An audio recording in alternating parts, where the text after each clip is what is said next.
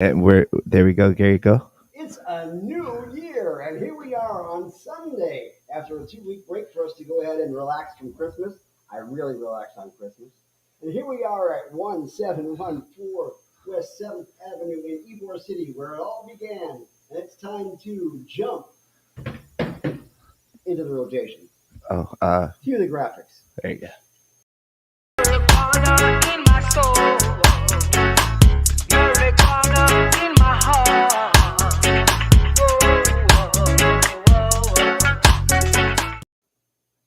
It's just like riding a bicycle, you know?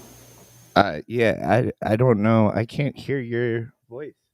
Oh, there we go. You Okay. had me on mute? I had you. Your microphone was off the entire time. I'm sure they heard you though. Like, and now everything's like turned up too high because I was freaking out.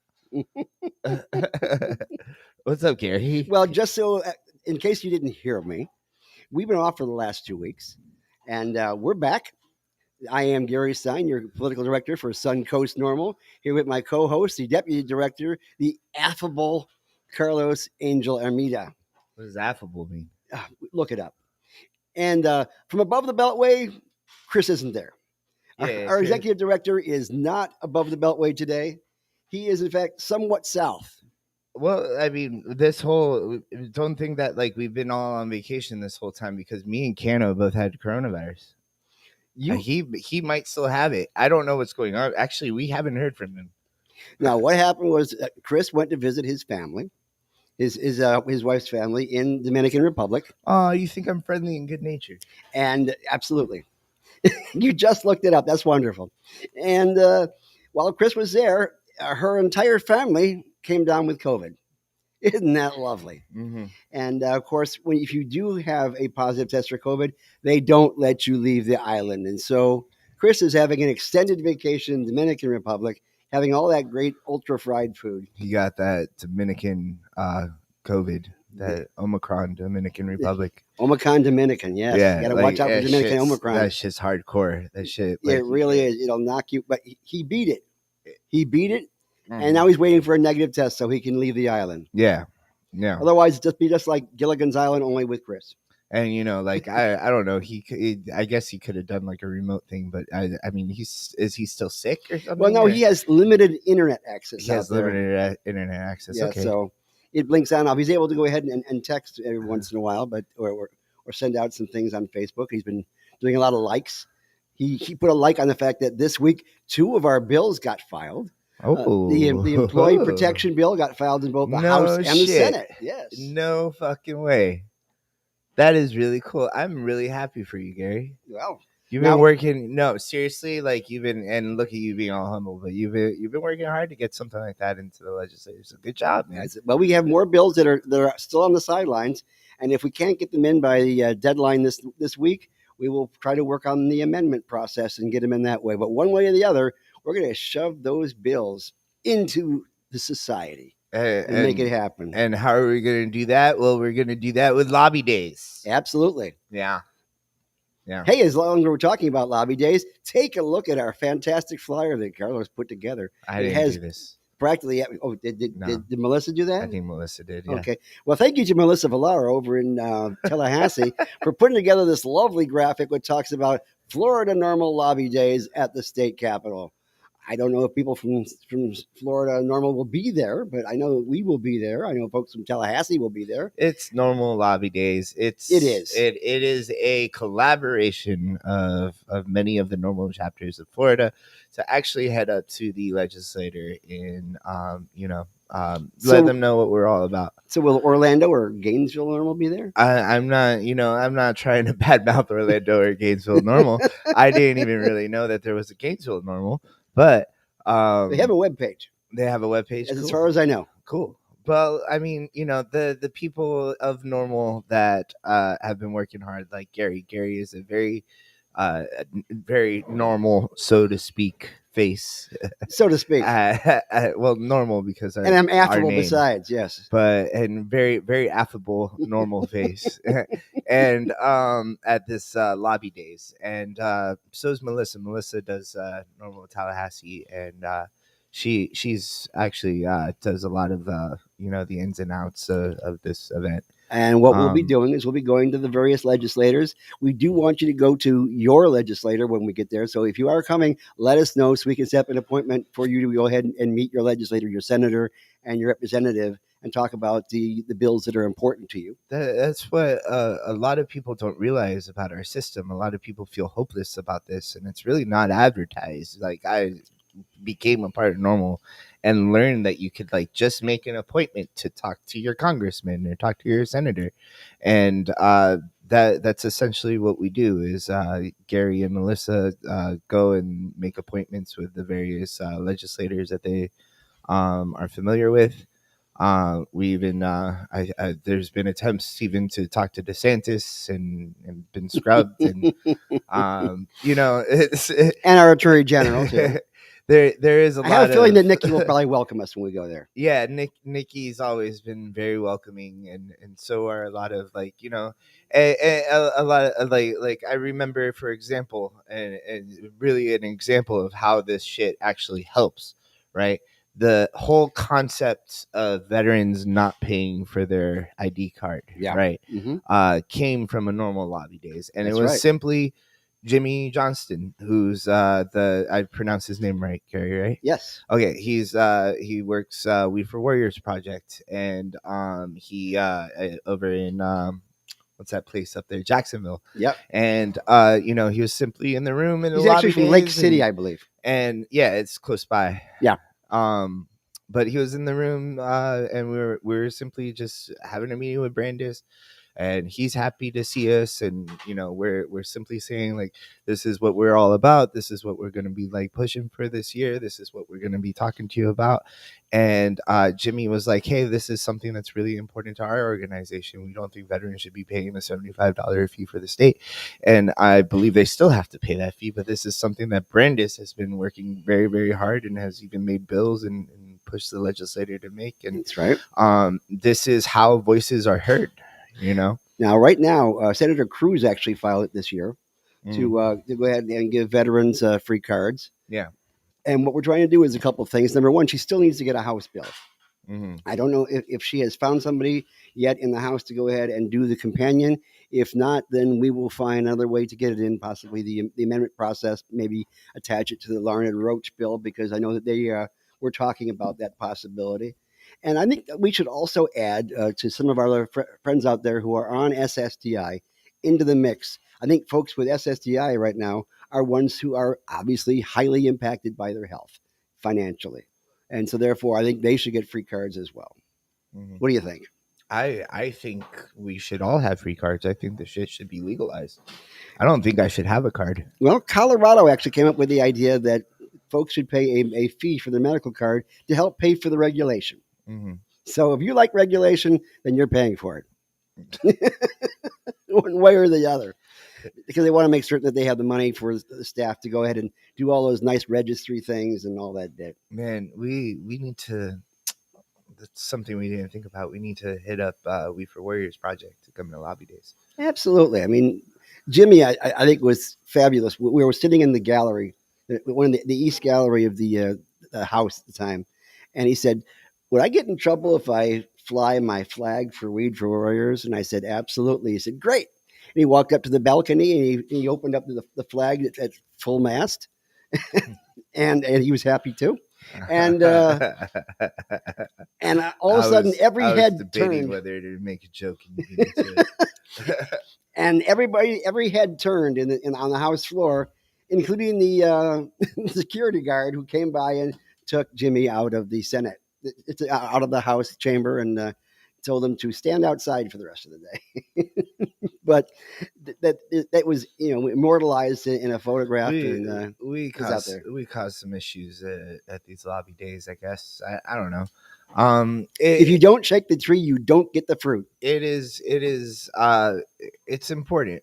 It's a big part of our system, and it's it's interesting. I think about this a lot. A lot of times you can do things just by learning the language. Yep.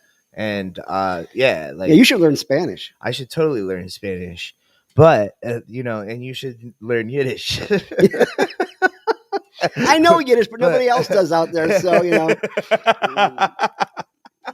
Miss Ein Schande, but no, you need to learn the language, like marketing and finance and accounting and all these things, and legalese and law too, and really, even though it's not even the whole activist thing, like lobbying seems to be like this whole fucking thing where you just like these people are paid all these billions of dollars, and you could just be a guy like Gary just doing it out of your car. That's true. Sometimes my car is much, much nicer than some of the hotel rooms available in Tallahassee. But there are actual hotel rooms available in Tallahassee for this event. We have a group rate, and you can go ahead to suncoastnorml.org and check out those rates. And again, if you want to come, RSVP so we can go ahead and get you in front of your legislator, and we can make things happen. Now, you mentioned the fact that you should know the language. One of the things that the legislators ask you when you propose a bill is do you have the language? Mm. And of course, if you don't understand what that means, you'll ask them, what the heck do you mean? And basically what they're saying is, we want you to go ahead and present us with a language that looks like a bill already. So they can go ahead and tweak it to make certain it meets all the guidelines in regards to citations on various laws and things of that sort. And they put that through. A lot of these bills are not actually written by the legislators themselves, but they're approved by those legislators after somebody has come forward with them, like an advocate like ourselves, or a lobbyist like not ourselves. And that's how some bills all of a sudden get up there where people say, I don't get it. Why is that bill there in the first place? Well, because somebody proposed it to a legislator, or in the case of Anthony Sabatini, he created it out of a nightmare. We're not going to get into Sabatini. Like with that situation with Jimmy. Jimmy is, if you don't know, Jimmy's an awesome guy. He is. And you should never be stereotypical towards anybody, but people tend to be stereotypical towards white guys with dreadlocks and blue jeans. And that's how Jimmy's dressed, and he's sitting in their dress like that. And Brandis is like, seriously, like, oh my gosh, that is a really good idea. You are absolutely right. Everybody gets a voice. Everybody can have a voice in this country. Well, Brandis, I can say, is a libertarian and also a veteran. And he gave Jimmy a pass in regards to the hair thing. I've been working with Jimmy on that for years. He looked at me, he said, I am not cutting my dreads. I'd rather cut you first. He shouldn't. And Jimmy, you be Jimmy. That's the way it is. And I have to do what I do. And I absolutely should be taken seriously. He is a very, very smart person. He's a compassionate person as well. He just has dreadlocks. That's all it is. And but that's what I'm trying to portray here, is that like your voice can be heard. Like, it doesn't matter what you look like. It doesn't matter who you are. If you care about this issue and you want to go in there with the homies, you know what I mean? You want to go in there with the homies like me and Gary here. Then you come to lobby days. And we'll help you out in regards to what is the best way to communicate with your legislator, because there is a certain rhythm to the whole thing. You get 15 minutes approximately, and you have to get out all the things you want to say. So I call it the SIRS approach, where you state the problem, you give them some information, and you make a recommendation, and you say what the solution is. So that's SIRS. And so that therefore they know exactly where you're coming from, and you don't just give them a problem, you give them a solution, and they say, okay, we'll work towards that solution. My approach is just to rant, man, and just be like, this is fucking bullshit, bro. Yeah, that doesn't work. Fucking got arrested back in 1992 for some marijuana convictions. You need to fucking expunge that shit for me, sir. And no, it doesn't work at all. And you should do what Gary says. It's also what I do. It's good to be passionate, but every once in a while your passion gets away from you. I know we had one situation. We had a whole bunch of folks testifying, and they started calling the representatives on the committee there murderers, and other things. And we had a couple of people who said they were never going to talk to us ever again. Yeah. Because once you start going in that direction, they stop listening to you. And the whole point is you want them to listen to you. But if you're insulting them, they'll shut you off. Yeah, that's not a good thing to do. So, you got to schmooze. You got to be nice. I mean, let's just pretend, like, for instance, Matt Gaetz was still in the House. Ooh. And you wanted to go meet with him and tell him, I want to have a cannabis bill when there was no cannabis bill. I want to tell him to stop preying on young women and stop trying to take credit for the marijuana movement here in Florida and stop being a douche. Well, actually, the thing about the marijuana movement is actually a truth, because him, along with with a representative from Okeechobee, actually got that first compassionate bill done in 2014 that gave us the entire industry. And if it wasn't for Gates moving that bill forward as he had, we wouldn't have the industry as it was today. Everything else after that, you have to take with a grain of salt. Did anybody really succeed off of that? Did anything really all that happened was that Trulieve got their license out of that bill. Trulieve, Straterra, Knox, Curaleaf, actually as Modern Health Concepts. Yeah, that's all that happened, Gary. There wasn't much more than that, Yeah, they got that whole ball rolling, and it's morphed CBD since then. Out there, not from hemp. Yeah, CBD, not from hemp, and that gave you a business, didn't it? Not that law, not Matt Gates' law. Matt Gates didn't do that. That's the whole point. It was another law that was that just was inconsequential. You could have gotten everything you could have gotten from hemp. Now, Trulieve and Curaleaf are the two largest cannabis companies in the country. Yeah, that's scary, isn't it? I mean, other states do it differently. Oklahoma does it way differently. They only have a $2,500 application fee, and they have horizontals. Unfortunately, they got a huge surplus of flower now, and they've got like 1,000 different licenses across the state, where we only have 22, and everybody's allowed to have multiples. But we still don't have that many dispensaries, and we have a much bigger population here than they do in Oklahoma. But that's, like I said, it all depends on how you run your state. And hopefully we can tweak the program to make it work better for us.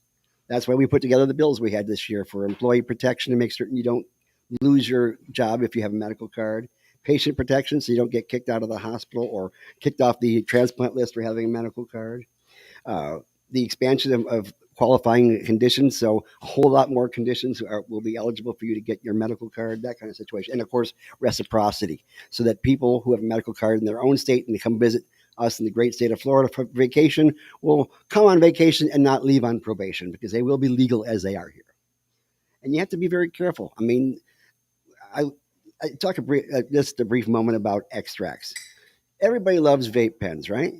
But I like if you have a black market vape pen, or if you have a vape pen from a dispensary and you don't have verification that it's yours and you've been using it in the car, situation like that, if you have a concentrate of any size, it's a felony. And as crazy as it may sound, yeah, that is the way it is, because that is the law as it currently stands, and that's what we have to work towards.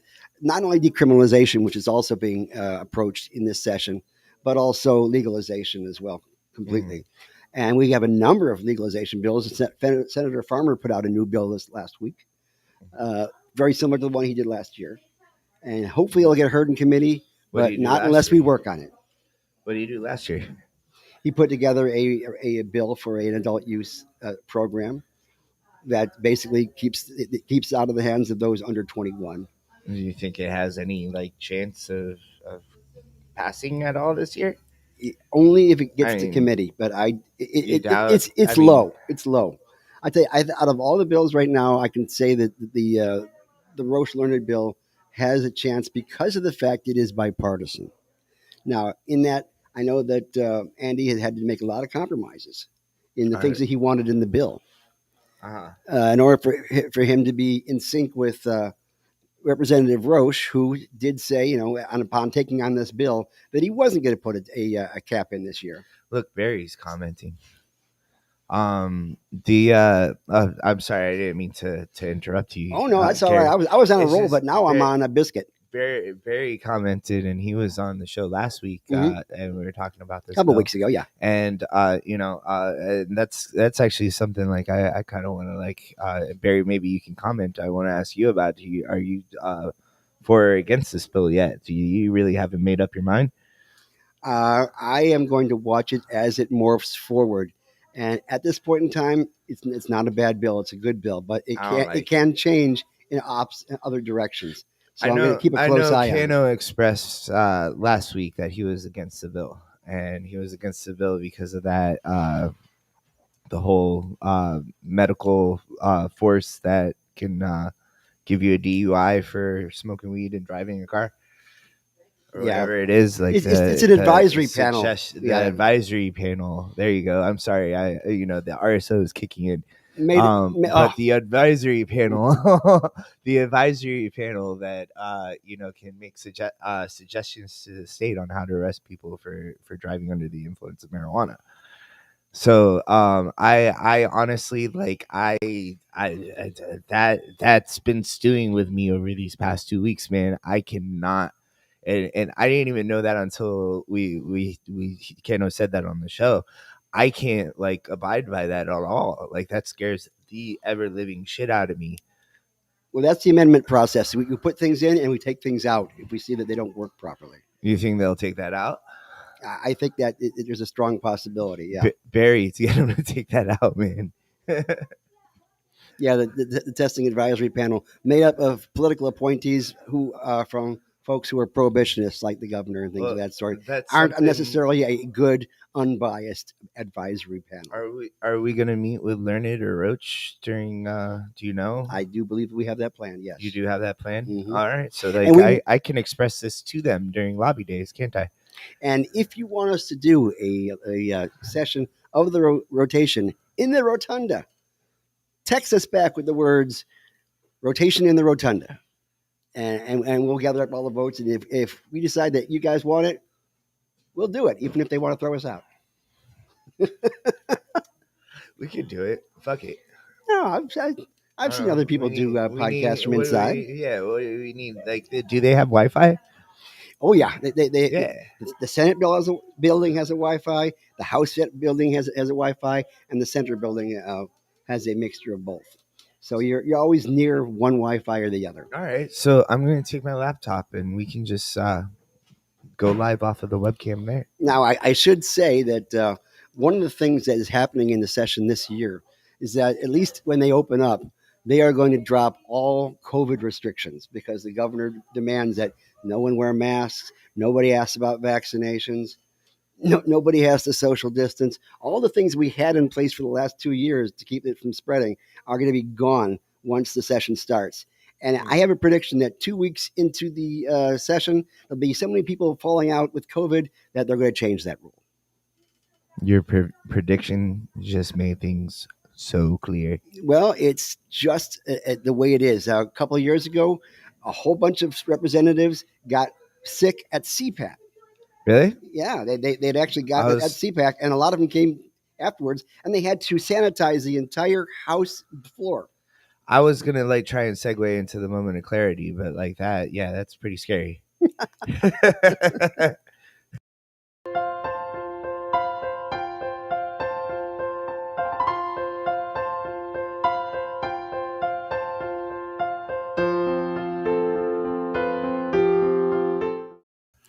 Okay, first off, let's be clear. I'm not going to make this about COVID because, I can go off on that. I have a master's degree in public health from Johns Hopkins, and you have your MBA from that totally qualifies me to talk about COVID. Yeah, absolutely. According to DeSantis, that totally qualifies. But I work heavily in public health, and one of the things that public health works on is equity in the population. Make certain that people have access to all the proper health items they need in order to get forward. And one of the things that is in the industry right now is this move towards social equity. And by social equity, they have defined it as giving an extra help to those people who have been disproportionately affected by the war on drugs. In particular, people of color who did not have the chance to get into this industry either because of previous felonies or lack of funds or whatever. New York just put out a couple $1 million they put aside for minority folks to go ahead and get into the business so they don't have to get this money from dubious means. They're not doing that in Florida. Here's what's going on in Florida right now. We have one license that they have set aside for minorities. 22 licenses so far, and this one license, which was supposed to have been given out at 2017, has still not been given out yet.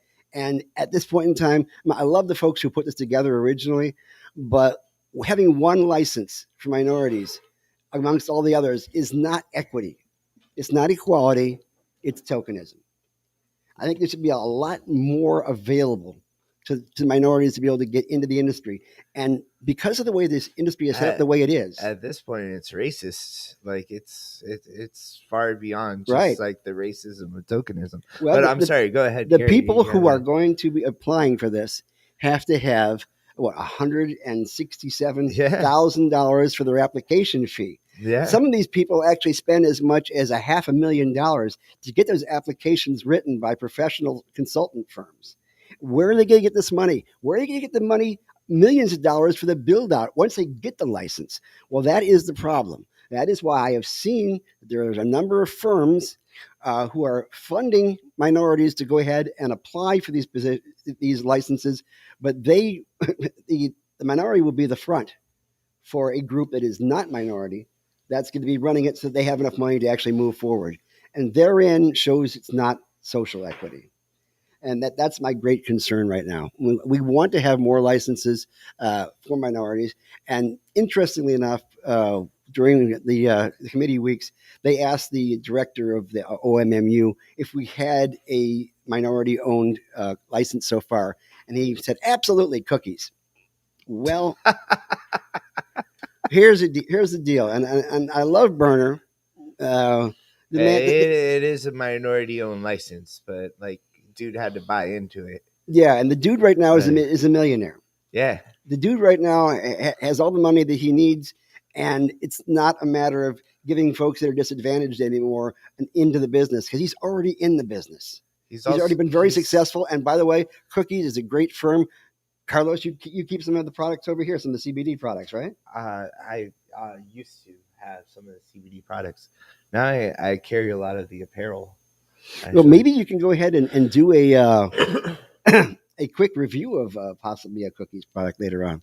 But the whole idea is we don't have a minority license right now, and I don't think we're going to get one in the future the way that we want it because the system is set up right now the way it is. I think if we had horizontals, it'd be much easier. If there was a fund that's set up to help these guys get forward without having to go someplace else to get money that's going to end up controlling their own companies, then we have to be careful. One thing I want to point out about Berner is he's not a black farmer, by the way. No, he's of Mexican heritage. So this isn't. It's not. His dad was born in Mexico. He was born in South LA. It's San Francisco. I'm sorry. It's not something that he had to like you were saying, get rich and buy into it. Like this is not something. It is still a racist endeavor by the Office of Medical Marijuana Use. I mean, you might as well call Jungle Boys a minority-based industry too, because Ivan, who's the guy, he looks kind of ethnic, but he's not. he wears the baseball cap and he does the talk, but no, he's pretty much El Gringo. Uh-huh. And we're looking forward to Jungle Boys coming here. We're looking forward to Cookies coming here. We're looking forward to some diversity in product right here. We're looking forward to some uniformity of product. Our good friend Brett Huffenbarger is always talking about packaged consumer goods or consumer packaged goods. And the fact that anytime you buy a consumer packaged good, you should always expect the last one you bought to be exactly the same as the next one, right? It just feels like weird to celebrate like we're letting more corporate cannabis into Florida. Yes, corporate cannabis in the industry, we often call it boof. Like I mean, okay. So corporate booth, shitty dispensary weed. That's typically what we discuss about the people that are already in here. The dispensaries in the state are already like some of the largest dispensaries in the U.S. Yes. I'm just like it just sucks that we're celebrating diversity by simply just letting more corporate cannabis in from other states. And the thing about expansion sometimes is your supply doesn't always keep up with your demand, especially if you have more dispensaries than you have grow to take care of them. So all of a sudden you get shortages. Yeah. And not that we've ever seen a shortage from any of the dispensaries here in Florida, but we have in almost across the board. And sometimes there have been situations in regards to failed crops where they're able to admit that there was a failed crop and destroy it. And they bought a couple extra tons from AltMed who's often been the supplier to folks who have lost their entire crops. Other folks, unfortunately, when they see a crop that has failed, if it's covered with spider mites, or it's been attacked by root aphids, or it's covered with powdery mildew, they say no problem, we'll burn it out in the process to do the extraction to make the oil. They use ethanol; it kills the fungi. Yeah, they use ethanol to kill the fungi. However, a lot of times when they're finished, there's still ethanol involved. That's what we give sick people here in Florida. Yeah, one of the things they always look for in labs is to see if there's actually solvent left in the extraction process. And a lot of times there is. There's only one solvent out there that is totally non-toxic, and that's water. The problem is that cannabis is not a water-based product, and so therefore, or hydrophilic product. So it needs other types of solvents, and so a lot of times you will have butanol left over, or BHO is a very popular way to make extraction. BHO, by the way, stands for blow your house on fire. Because a lot of people actually do butane extraction in their homes only to blow up their house. BHO is delicious, so I'm sorry if you don't die and you do it right. If you do it right, it's a gas. Yeah, it was a liquid when they put it in there, but it eventually becomes gas. And other folks, they actually have propylene glycol left in their extracts because they're not doing it right, or they use CO2 extraction that burns off all the terpenes. It ends up tasting like burnt popcorn or tires or something like that. I mean, a lot of us want to have terpenes. Now, when you see something that says full spectrum, broad spectrum, there's a difference between the two of them, right? Right. What is the difference between a full spectrum and broad spectrum? THC content. Okay. No, well, not specifically though. So broad spectrum is typically one cannabinoid or maybe just a few cannabinoids and terpene content and nothing else. Mm-hmm. Right. Where full spectrum would be the full spectrum of cannabinoids that would be present in the dry plant matter.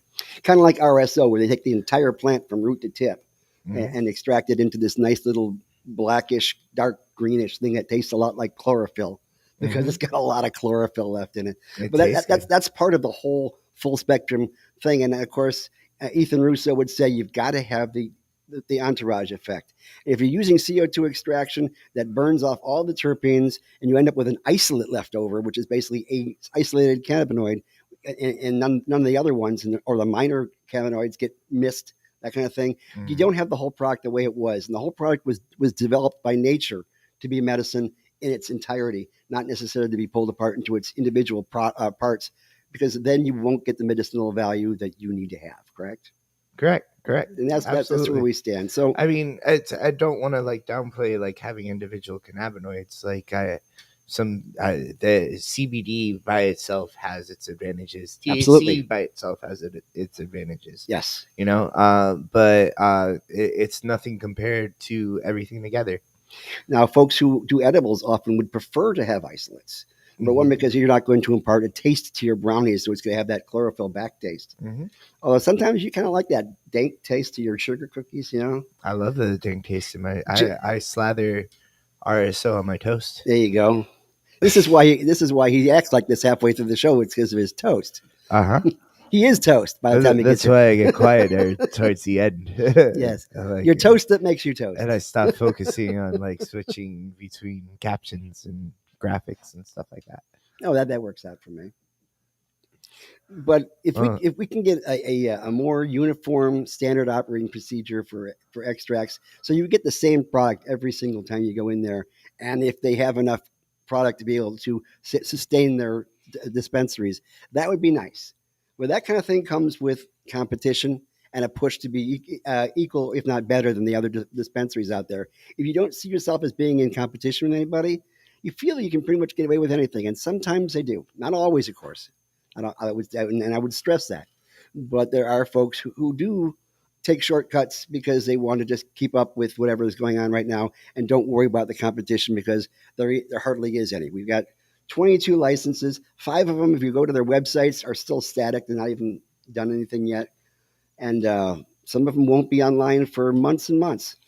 There was no new dispensaries that were approved this last week over in Tallahassee. There was this one situation I had. I walked into a True Leaf 5 minutes before they closed, And I asked for some RSO, and they're like, "Nope, we ain't got no more RSO." And I'm like, "You're out of RSO?" And well, they're like, "Well, to be honest with you, we have it. It's just we're doing inventory and we can't sell it right now." And I'm like, well, "You son of a bitch!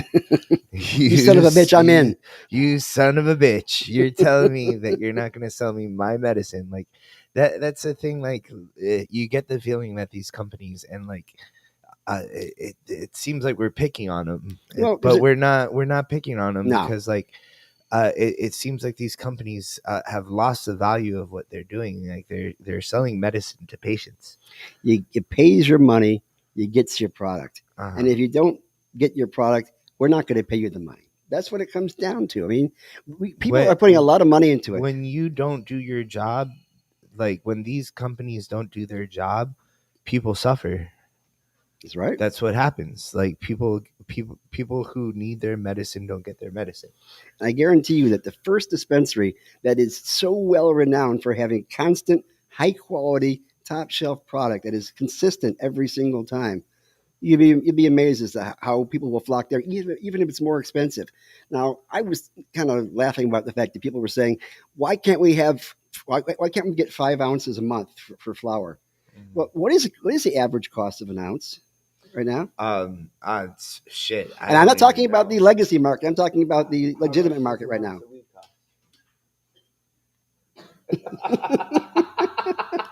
You caught her in mid dab. That is so unfortunate. $24?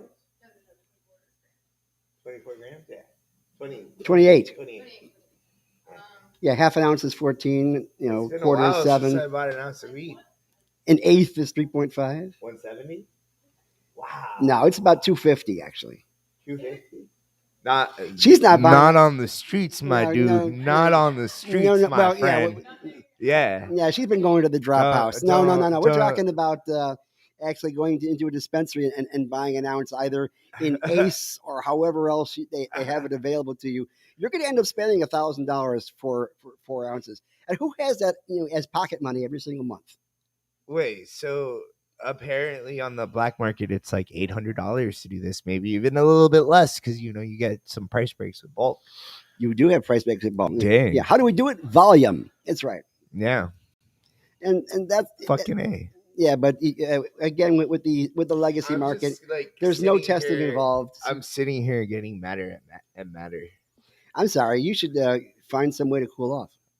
Find some way to chill. I don't know what to do. You should do a CBD dab on air, but you can't because your nail is plugged in. I mean, I could get a rig and do it. Well, you know what? You should review a product though, because we do have a product review section that Carlos has been reticent about applying himself to. The time has surpassed, hasn't it? It's so glad we had this time together. So, Abby, what product? Okay, grab like a natural plucker or something. What? No. Now we should say that as the industry is evolving, we're seeing new products that are starting to take hold, like drinks.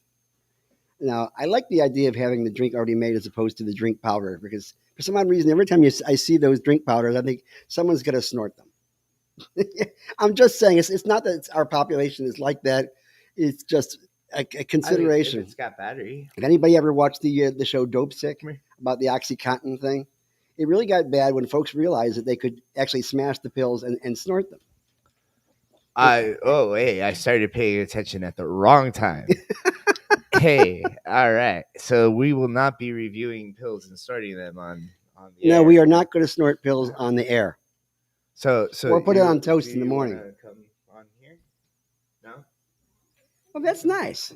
Come on. You have to unwrap it though. Yeah. We'll do this. You don't have a loose one? Okay, so we've got 2 products that we're going to be reviewing today. Well, put your graphic on them. Jeez. There we go.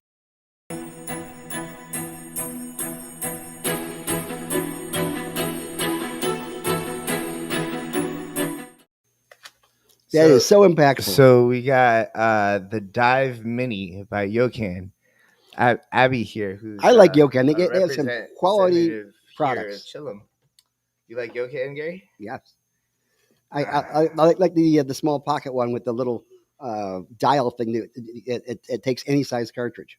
So the thing about this guy is, it seems like I don't know what's happening here.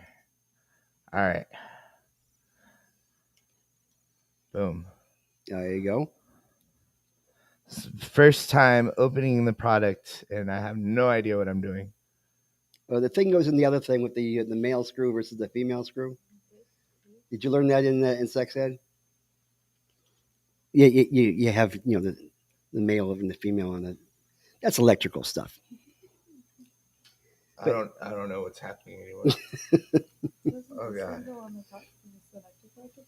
So that's how you can use it without the battery, right? So I used to buy these separately. These are great for being able to use your extract, because you can actually see what's going on. I love the Puffco Pro, or is it Plus? But you can't see what's going on inside. You can't see the extract melting and know exactly what's going on. So you have to go by taste, essentially, is that how much you're actually getting. And it's always helpful to know exactly how much you're getting. That's the problem with edibles sometimes. I gotta look at the directions, guys. I'm so unprepared. Oh man. All right. So the main body, the glass attachment, the power button. This is why he didn't build any bicycles this Christmas. To attach magnetic mouthpiece to the main body. The hell is going on here? So this that top part goes. Yeah, the glass part goes on top there. No. This part. You should screw on.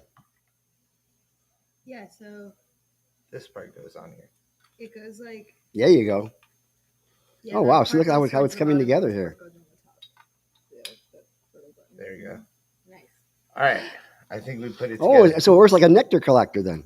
It's like a 2-in-1. Okay, it's getting hot. I think it's gonna work, guys. I don't want to use this. And you just happen to have some concentrate handy, don't you? There you go. Okay? So the Yokan Dive Mini. Now I'm prepared. So the Yokan Dive Mini comes with a cool glass attachment piece if you want to use water. Yeah. Check that out, Abby. Check that out. Hold that up there. Right. We're not gonna put water in it because we don't have water on the table here. So if you don't want to use water, cafe con leche, because I could use that. Nah, that's gross, bro. You're gross. Or Listerine sometimes works in bonds. You could use this simple attachment, and this is an electric nectar collector. So you press this button, and this white piece at the top gets hot, and you can do dabs with it, right? It's so hot. So we've got some no cap Hemco dabs here. We sell them here at Chillum CBD, a cool Chillum hemp dispensary. And a cool story about these dabs is the day that we got them in, one of the person that worked here wanted to try them out, and I told them that they were CBG dabs, right? So they swore that up and down that they got them high. And I was like, there's no way. And I reached out to the company. I was like, is there THC in those dabs? And they were like, there's no way. Let me send you the COAs. And there's literally everything except for THC in these dabs. There's CBG, there's CBD, there's CBN. You do get a very brief buzz from cannabidiol, which is CBG. It's also very important for my wife who has glaucoma, because that also helps with the interocular pressure. And that's just the way it's done. Just poke it in there, let it melt it.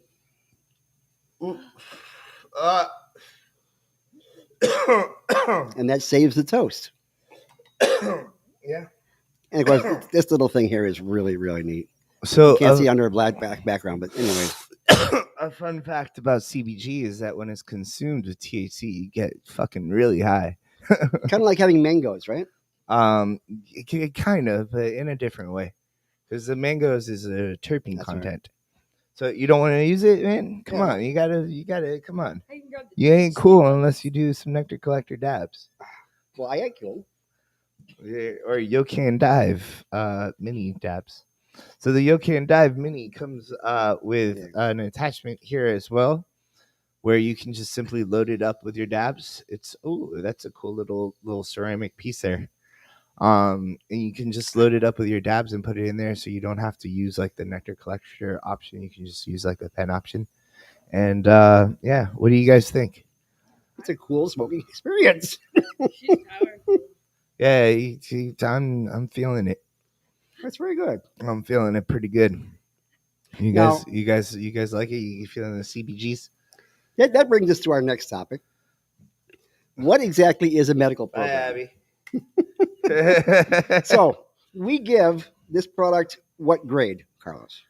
Besides the instructions shit, that are too small. Did we like give a grading system the last time we did this? I forgot what it was. Yeah, well, 1 leaf, 2 leaf, 3 leaves, or 4 leaves. Oh, it's a leaf system. Why not? Or should we leave it alone? There's only 4 leaves. Okay, 5. 5 leaves. It should be because cannabis has 5 leaves. 5 right? or 7, depending on which strain you have. So 7 leaves. Or if the sugar leaves or not. Sugar leaves? I was so confused. This shit is good, man. All right, so give us a rating. Give us a rating. 5 leaves. Oh, there you go. Yeah. That is the honest opinion. Cam Dabs 420. Leave it alone. And we have not gotten any money from the manufacturer of this product to do this review. No, I'm not going to take any money, and I'm going to badmouth products that suck too. However, if they want to give me money, I don't mind. Even if I sell it here in the shop, I'll be like, that shit sucks. But no, this Yokan Dive Mini is pretty good. And honestly, I'm a big fan of these CBG dabs. I think CBG should be a normal cannabinoid that everybody takes. It is. It's great for pain. It's great for focus, and it's really great for gastrointestinal pains. See, this is what I'm talking about in regards to a medical program is concerned. If you go into a dispensary and you ask them a medical question, is this good for glaucoma? Is this good for back pain? Is this good, for migraines? And they tell you, this will give you a nice buzz and help you go to sleep. Yeah. That's not what we asked. Yeah. You want to know some shit like that, you got to fucking ask the pothead on the rotation. There you go. But Florida. The fact is, that is a adult use recreational question. It's not a medical question when they answer it like that. Mm-hmm. So we would like to see a movement back towards having a medical program, which is not a quasi-recreational program, right? Right. Because right now we have a medical program, and the idea of having full legalization and a legal adult use program is not going to happen this year. It is a recreational program only if you're rich. Exactly. And if you can afford 4 ounces from wherever. I want poor people to have recreational, and I want sick people to have.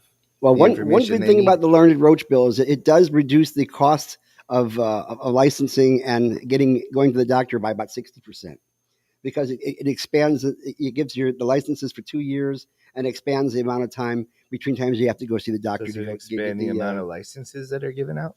No, it doesn't specifically say that. So it's just a price break for. Well, they say they're going to take applications for new licenses starting in March. I don't see that happening. I don't see the Pigford license actually being given out after session, and I see the delay continuing on for some time. Mm-hmm. As much as they say it's going to happen, if it does happen, I'll be thrilled. If it doesn't happen, I will have expected it. Mm-hmm. I'm keeping my expectations low. It's the high hypocrisy of low expectations. It sucks. That's just the way it works. But we'll get to that point eventually, right? Yeah, I guess so. I mean, I'm just really tired. But yeah, all of a sudden, huh? Then you need some cafe con leche. I've been tired all morning, but Cafe Bustelo. This CBG dab, got me chilling. Definitely leaning back in my chair. What's up, guys? How you doing? I stopped vibrating from the coffee. That's about it. But that's good. So yeah, let's talk about normal days again. Okay, lobby days. One more time. This Wednesday and Thursday in Tallahassee, we are going to go up there and talk to legislators about the bills we're talking about and get them moving forward.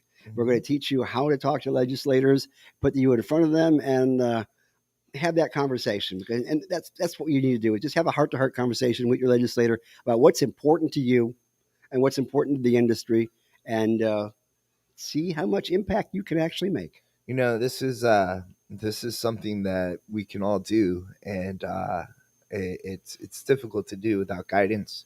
Yep. It's something that we're trying to provide. We want to make sure that your voice gets in front of people, and the only way for your voice to get in front of people is for it to come out of your mouth and for you to show up. So come out. Now, we keep things light and lively over here, but when we were in Tallahassee, along with this being friendly, we are dead serious. Yeah.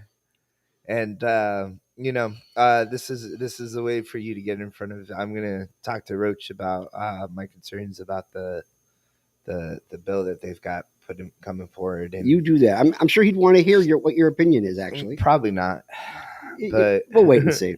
We're probably gonna end up talking to his aides, but possibly. It'd be nice if we actually kind of bumped into like the Speaker of the House or possibly the Senate President. Well, and that happens in the hallways every once in a while. So if we see them, we'll move towards them and make certain they don't run away. Well, this is one of the reasons why we're allowed to complain about the system, is because we try to implement the system in this exact way. Absolutely. So we're going to be up in Tallahassee. You need to come and join us January 12th and 13th at the state capitol, NORML lobby days. You can RSVP on our website, suncoastnorml.org. Or you can RSVP on Tallahassee NORML site. Or it doesn't say 6 a.m. on it, does it? Still, I got to change that. Yeah, we're not going to be up at 6 o'clock because the legislators aren't there yet. They don't get there till about 8 o'clock, 8:30, and that's when the committee meetings start. I like Melissa's Google Docs on there. I put it in the chats because you can RSVP for like individual meetings with legislators. Which should be pretty useful. Absolutely. So go ahead and RSVP any way you can. Join us. This is a good way to influence the system, and you get to meet Gary, and you get to meet Carlos post toast. Right. Don't bring the toast into the Capitol. I can say I did once bring a game of Zonk hemp pre-roll into the Capitol once, and that really kind of freaked out Dave Rickhauer. Honestly, that cafeteria at the Capitol, I'm a fan. Yeah, they got good food there. Yeah. Healthy choices for healthy legislators who eat in their office and don't come downstairs. Some of them actually do, though. They want to meet constituents downstairs, so it's a possibility. So, yeah. The thing is, we're going there to make a change and to have a little entertainment at our own expense, most likely, but to get things moving forward. And we will do what we can to inform the legislators, because you have to educate to legislate. And on that note, end stream.